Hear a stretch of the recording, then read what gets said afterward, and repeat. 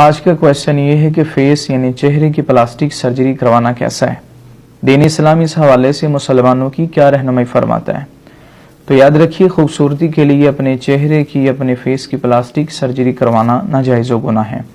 اور یہ اللہ تعالیٰ کی تخلیق کو بدلنے اور مسئلے کے حکم میں ہے، اور اس بات کو قرآن پاک اور احادیث میں بیان فرمایا گیا، جس طرح کہ قرآن پاک کی سورۃ النساء کی آیت نمبر 119 کے اندر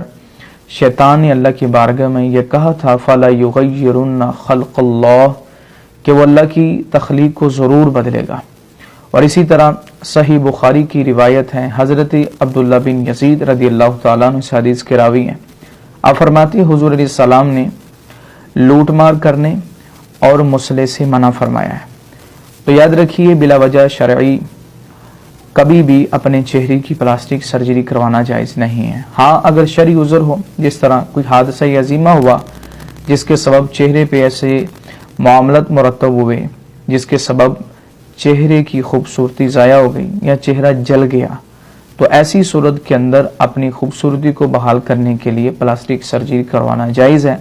لیکن بلا وجہ شرعی بغیر کسی حاجت و ضرورت کے صرف خوبصورتی حاصل کرنے کے لیے جو انسان اپنے لیے سمجھتا ہے، تو ایسی صورت میں انسان کے لیے اپنے فیس کی پلاسٹک سرجری کروانا جائز نہیں ہے۔